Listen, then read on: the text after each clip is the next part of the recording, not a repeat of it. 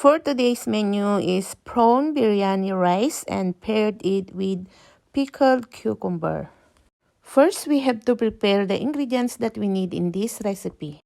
So, ang lulutuin ko ngayon guys ay prawn biryani. So, meron tayo dito prawns, king jumbo prawns na hugasan na at natanggal na rin yung ugat. Tapos, imamarinate lang muna natin ng turmeric, paprika, cayenne pepper, chicken powder, kunting asin, then lemon. So, haluin lang natin para ma-absorb yung mga spices na inilagay natin. Then, set aside for later use. Para sa ibang sangkap na gagamitin natin, meron tayo dahil wala tayong green chili. Gumamit ako ng red, onion, ginger, spring onion, carrots, red and green bell pepper, onion, then yung tomatoes. Para sa bigas guys, magpakulo tayo ng tubig para i-parboil natin yung bigas. So, sa mainit na tubig, maglagay tayo ng bay leaves, cloves, cardamom.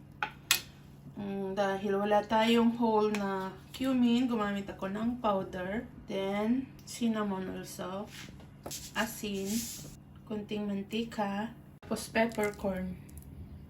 So guys, pakuluan natin ng mga 7 minutes. So para sa onion guys, hiwa-hiwain lang natin ng ganito.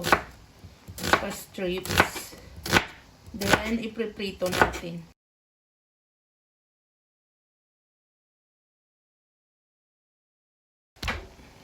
Then sa bell pepper naman, hiwain lang natin ng pahaba din. Huwag masyadong maliliit. Ganyan rin yung sa red. Slice lang natin ng maninipis na ganyan. Kasi maliit na yung carrots natin. Kaya okay na yung size na ganyan. Para sa ginger at garlic, i-mince natin guys. So, i-mince natin. Uulit-ulitin lang na ganito ang ating knife. Then, mahiwa na ng maliliit. So, ganyan guys. And para sa chili naman, hiwain lang ganito. At sa kamatis.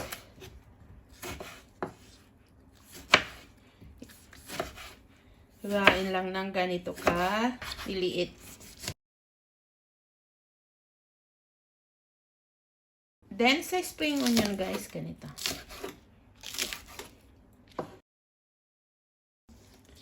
Ganyan. So, start na natin guys. Magpainit tayo ng kawali. Maglagay ng mantika para iprito natin yung sibuyas. Pag mainit ng mantika guys, ilagay na natin ang onion. I-fry natin hanggang golden brown. Fry lang natin guys hanggang mag-golden brown. Then, hanguin natin for later use. So, okay na to guys. Hanguin muna natin. Sa same pan guys, tinanggal natin yung konting mantika. Tapos, gisahin na natin yung bawang at luya. So, igisa natin hanggang mag-aroma. Tapos, idagdag na natin ang kamatis. Ituloy ang paggisa lang guys. Hanggang yung kamatis ay lumambot.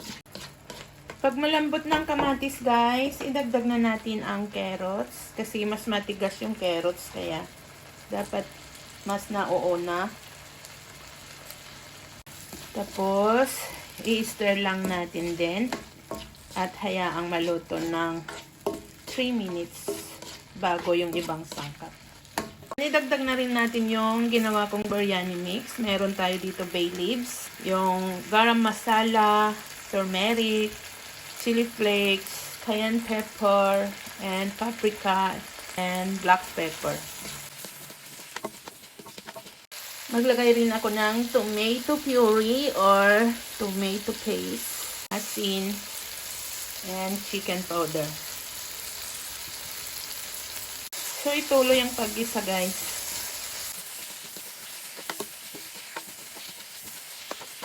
Idagdag na natin yung prawns. marinated prawns, yung mixed bell pepper, tapos halo-haloin. Maglagay rin ako ng yogurt. Haluin para ma-mix yung yogurt. Lagay ng konting tubig. So guys, i-assemble na natin yung rice natin. Maglagay na tayo yung pinito nating onion. Then yung red chili and green chili. Meron green chili. Then yung pinarboil nating rice.